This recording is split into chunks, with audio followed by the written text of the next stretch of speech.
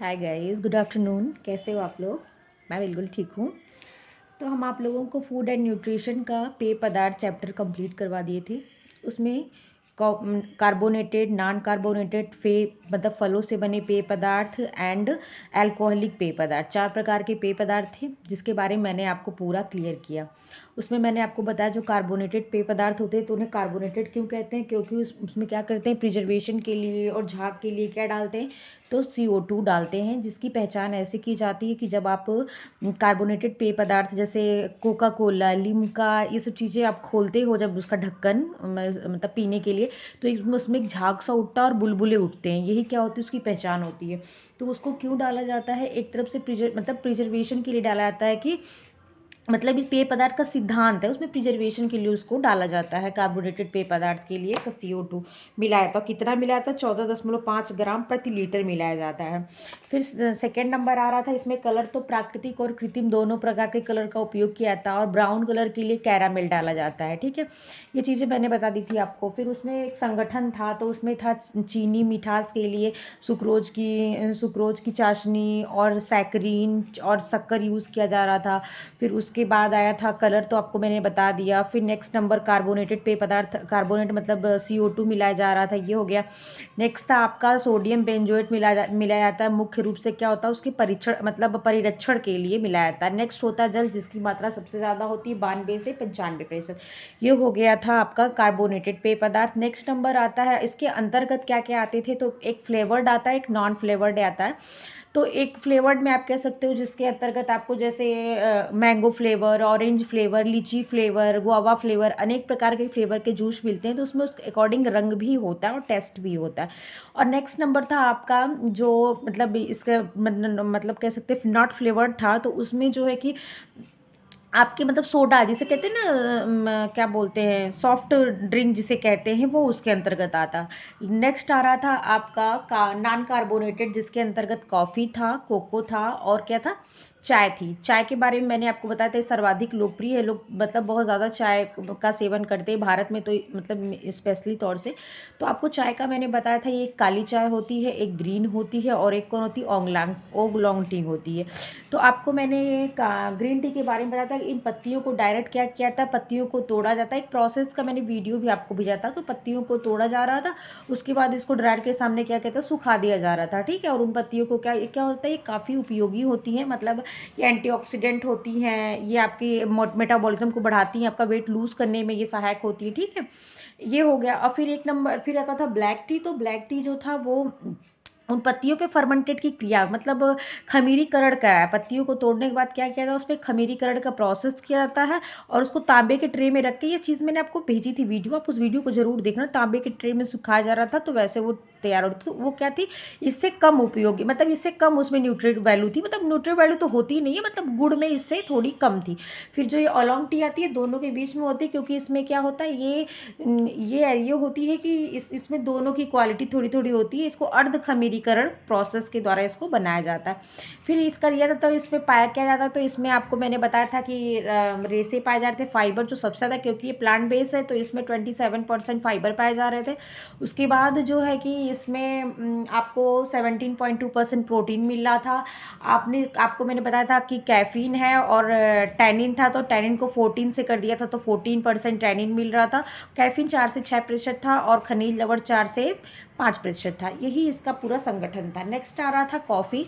तो कॉफ़ी को इनको ये मिल रहा था थिया सिनेंसिस के प्लांट से। चाय के बॉटनिकल नेम थिया सिनेंसिस है, और आपकी क्या बोलते हैं, कॉफ़ी के बारे में मैंने आपको सारा बताया था। उसके बाद मैंने कोको के बारे में भी पूरा बताया, जिसे कहवा भी कहते हैं। ठीक है, मैंने आपको सारी चीज़ें क्लियर की थी। जो कि उसके बाद फिर अल्कोहलिक आ रहा था। अल्कोहलिक में कम अल्कोहलिक, नॉन मतलब जिसमें कम मात्रा में मिलता है, किसमें ज़्यादा मात्रा में, कैसे कौन सी बियर तैयार होती है, किस फलों की बियर को, फलों से जो तैयार होता है उसे वाइन कहते हैं। जो बियर होता है उसे माल्ट बीवरेज भी कहते हैं, क्योंकि अनाज से तैयार होता है। इसमें क्या होता है, अल्कोहल की मात्रा सबसे कम होती है, 3 से 5% होती है। और जो शराब होती है वो क्या होता है, उसमें क्या होती है, ये अल्कोहल की मात्रा ज़्यादा होती है, 40 से 50% या 50 से 60%। ये चीज़ें सारी मैंने आपको क्लियर कराई थी, कोई भी ऐसी पॉइंट ना नहीं था जिसको मैंने छोड़ा था, क्योंकि मैं वृंदा मैम की बुक आपको बाकायदे वन लाइन बाय लाइन पढ़ा देती हूँ और समझा देती हूँ। तो चलिए ज़्यादा बातें नहीं करते हैं, मैं आपको पेय पदार्थ से संबंधित जो भी यूथ में क्वेश्चन है, सारे क्वेश्चन आज मैं आपको क्लियर कर देती हूँ। ज़्यादा क्वेश्चन नहीं, 8 क्वेश्चन है मैं, लेकिन वो 8 क्वेश्चन आपके क्लियर कर देती हूँ। इसीलिए मैं पहले एक्सप्लेन कर दी कि आपको जितना भी मैंने पीछे पढ़ाया था आपका रिमाइंड हो जाए। अगर जो चीज़ भूल रहा है, अगर आपके पास बुक हो तो आप बुक खोल के पढ़ना, अगर आपके पास बुक नहीं है तो आप मेरी वीडियो देख लेना, मैंने उसमें बुक को ही पढ़ाया है। तो अगर आप, चलिए फिर ज़्यादा बातें नहीं करते हैं, आपका पहला क्वेश्चन स्टार्ट करते हैं। क्वेश्चन नंबर 1 है कि वह तरल जिसके घोल में पदार्थ होता है किस रूप में जाना जाता है। पहली बात तो मैं आपको ये चारों के बारे में बता दे रही हूँ कि विलेय क्या होता है, विलायक क्या होता है, पारगम्यता क्या होती है, अर्ध पारगम्यता क्या होती है। तो विलेय का मतलब वो होता है जिसकी मात्रा कम हो। पहले आप ऐसे समझो कि विलेय की मात्रा, वो विलेय उसे कहते हैं जिसकी मात्रा कम हो, विलायक उसे कहते हैं जिसकी मात्रा ज़्यादा हो। तो जैसे एक आप जल ले लो और एक चीनी ले लो, आपके पास मैं 2 एग्जांपल देती हूँ। विलायक का मतलब जिसमें जिस चीज़ को घोला जाए, तो आपको मैं अभी बताई थी कि विलायक की मात्रा क्या होती है, तो ज़्यादा होती है। तो चीनी की मात्रा ज़्यादा होगी कि जल की मात्रा ज़्यादा होगी, तो आप बोलेंगे नहीं मैम जल की मात्रा ज़्यादा होगी, तो जल विलायक हो गया। विलेय क्या होता है, तो जो जिसकी मात्रा कम हो, तो चीनी की मात्रा कम होगी तो चीनी हो गया विलेय। अब आपको मैं इसको दूसरे शब्दों में बताती हूँ कि वे पदार्थ जो द्रव में घुलकर विलयन को बनाते हैं, जो कहने का मतलब वे पदार्थ जो द्रव में घुलकर नया विलयन बनाते हैं या विलयन तैयार करते हैं उसे विलेय कहा जाता है। और जिस पदार्थ में वो विलेय घुलता है उसे विलायक कहते हैं। विलेय की मात्रा कम होती है, विलायक की मात्रा ज़्यादा होती है। जैसे चीनी विलेय हो गया और पानी विलायक हो गया। आप इतने से चीज़ें मेरी बातें समझ रहे होंगे। पारगम्यता का मतलब होता है जब कोई चीज़ें आर पार हो जाती हैं, किसी चीज़ से आर पार हमको कोई चीज़ हो जाती है तो उसे क्या कहते हैं, पारगम्य। मतलब पारदर्शी और पारगम्य में कोई चीज़ इस पार से उस पार चली जाए तो पारगम्य होती है। अर्ध पारगम्य का मतलब जो आधा, जो मैं पूरी तरह से न दिखे, आधे तौर से दिखे, वो क्या होती है, अर्ध पारद। जैसे पारदर्शी होता है ना कोई चीज़, मुझे कांच को ले लीजिए तो क्या होता है, पारदर्शी होता है, हमें आर पार चीज़ें दिखती हैं। और अर्ध पारदर्शी में क्या होता है, जब चीज़ें क्या होती हैं हमें पूरी तरह से न दिखती हूँ, धुंधली दिखती हूँ। वही चीज़ पारगम्य में कि जो चीज़ आर पार चला जाता हो, पारगम्य जो पूरी तरह से आर पार न मतलब न जा पाए, क्या होता है, अर्ध पारगम्य होता है। ठीक है, तो आप इस क्वेश्चन का आंसर समझ गए होंगे कि इसका आंसर क्या होगा, ए होगा, क्योंकि दे रहा वह तरल जिसके घोल में पदार्थ होता है। वह तरल जिसके घोल में, घोल क्या है, विलायक है, पदार्थ क्या है, विलेय है। किस रूप में जाना था, तो विलेय के रूप में जाना जाता है। ठीक है, आप ये चीज़ समझ गए होंगे। नेक्स्ट क्वेश्चन है, निम्न के उत्पादन में खमीरीकरण का प्रयोग किया जाता है। मैं ये क्वेश्चन को पहले यहाँ से हटाती हूँ, आपको मैं समझाती हूँ। आपको मैंने खमीरीकरण किस किस चीज़ में बताई थी। सॉस में देखो खमीरीकरण नहीं होता। सॉस में क्या होता है, फलों के पल्प से सॉस बनाया जाता है। ठीक है, अब मैं भी आपको मार्मलेट भी बता दूंगी कि मार्मलेट क्या होता है। आपने वाइन के बारे में देखा था ना कि इसमें क्या हो रहा था, फर्मेंटेशन की क्रिया हो रही थी ना, तभी तो क्या हो रहा था, उसमें अल्कोहल पैदा हो रहा था। और अल्कोहल कैसे पैदा होता है, जब CO2 और जल जब मिलते हैं, कार्बन डाइऑक्साइड जल जब मिलते हैं तो क्या होता है, एक गैस का निर्माण होता है जिसको क्या कहते हैं, अल्कोहल बनता है। ठीक है, 1 मिनट होल्ड करिए आप।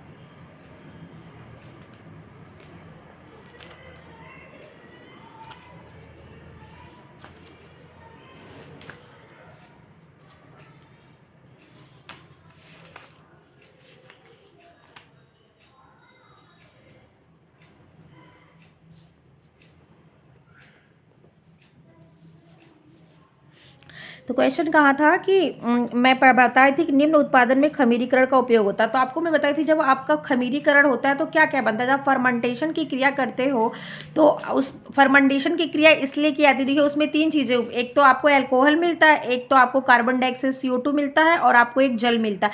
CO2 क्या होता है, गैस रूप हो जाता है, तो ये वायुमंडल में चला जाता है, मतलब उड़ जाता है। बचता क्या है, अल्कोहल और जल, फिर वो दोनों एक पे मिल जाता है, वही क्या हो जाता है, अल्कोहल आपको मिलता है। तो फर्मेंटेशन की क्रिया से अल्कोहल की क्वालिटी जो होती है ना, तो ये चीज़ें बनती हैं। तो आप सॉस में ये नहीं होगा, वाइन में ये होगा। कोको पाउडर में भी देखिए फर्मेंटेशन की क्रिया कराई जा रही थी, आपको पता होगा। फर्मेंटेशन की क्रिया कराने के बाद उसको फिर सुखा के पीसा जा रहा था।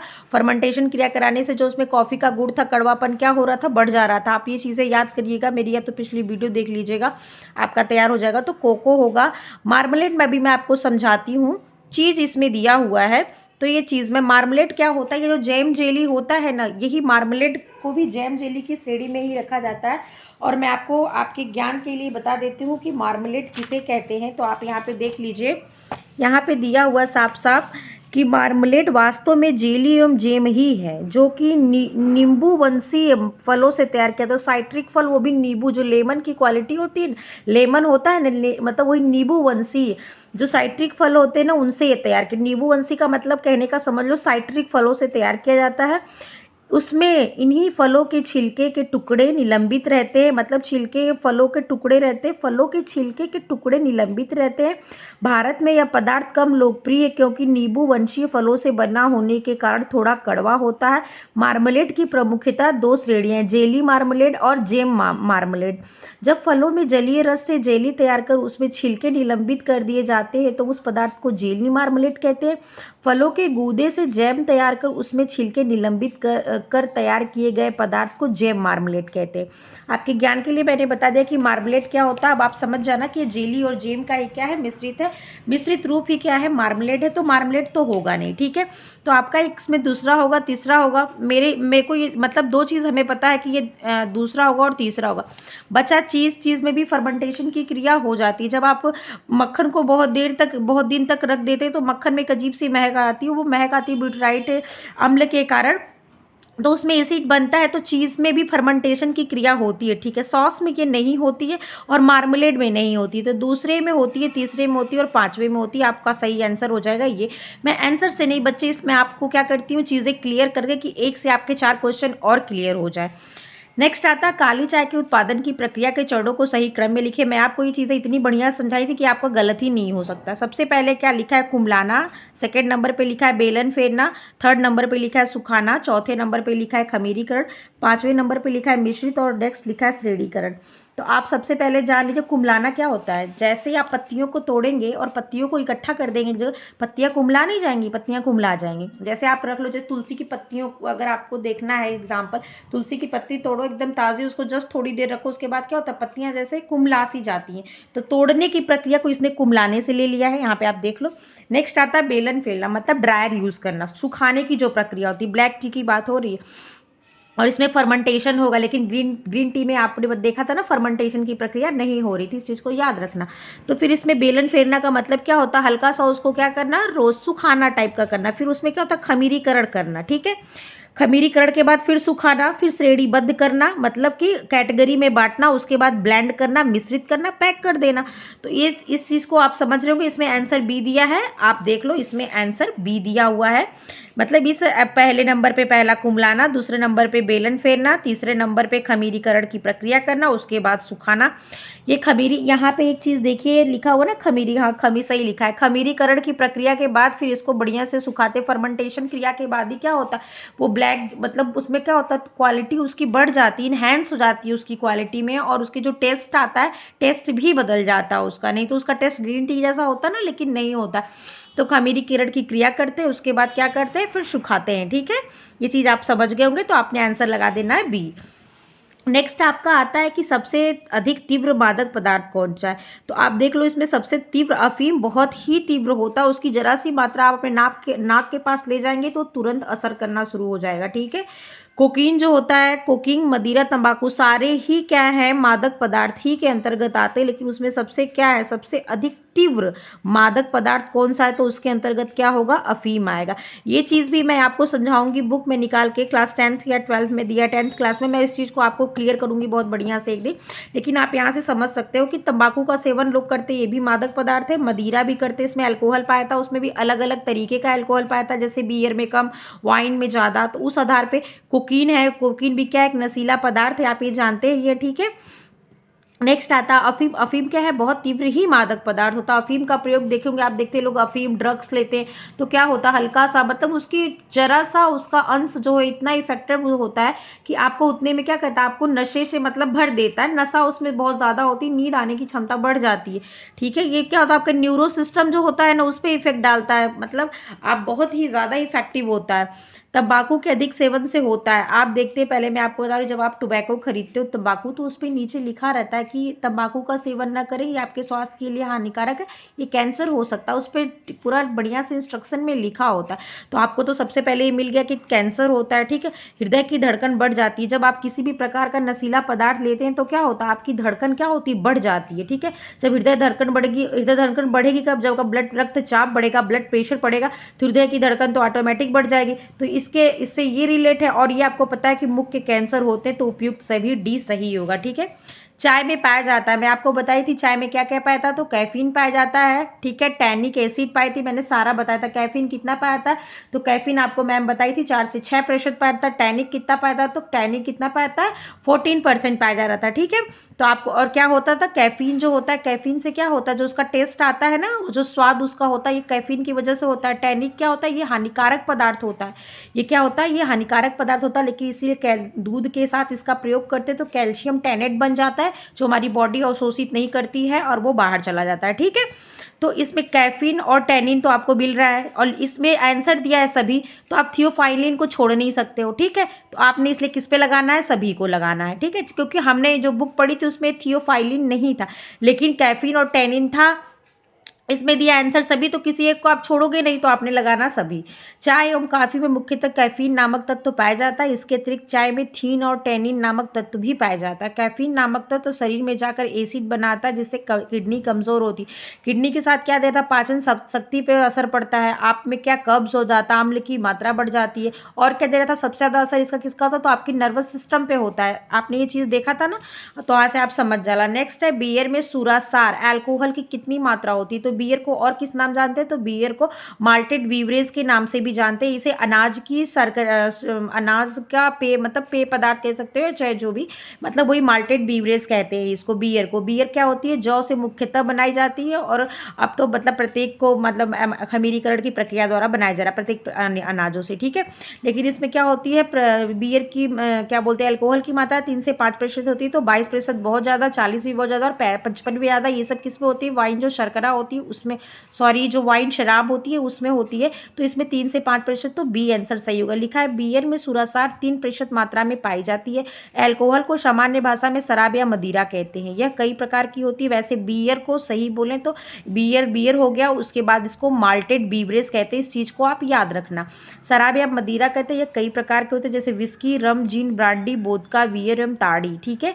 अनाजों एवं फलों में जो स्टार्च व शर्करा होती है, वह किण्वन में अल्कोहल द्वारा परिवर्तित होती है। जो फलों से जो होता है वो क्या, शराब बनती है, वाइन बनती है। और अनाजों से क्या बनती है, तो बियर बनती है। ये चीज़ आपने देखा था ना, अंगूर की शराब सबसे अच्छी मानी जाती है और अंगूर का ज़्यादा प्रयोग किया जाता है। तो वही चीज़ आप यहाँ से अंतर समझ जाना। मैं आशा करती हूँ कि आपको ये वीडियो अच्छी लगी होगी। अगर अच्छी लगी, समझ में आई, तो लाइक शेयर सब्सक्राइब कर देना। और मेरी वीडियो देखने के लिए थैंक यू। और देख लीजिए, आगे सारे क्वेश्चन खत्म हो गए। अब नेक्स्ट प्राणिज भोज्य पदार्थ मैं दूध स्टार्ट करूँगी, इसलिए इसको मैंने आज खत्म कर दिया, कि आपको कम से कम इससे जो क्वेश्चन बनते हैं वो आपको समझ में आए। चलिए, तब तक के लिए टेक केयर, थैंक यू।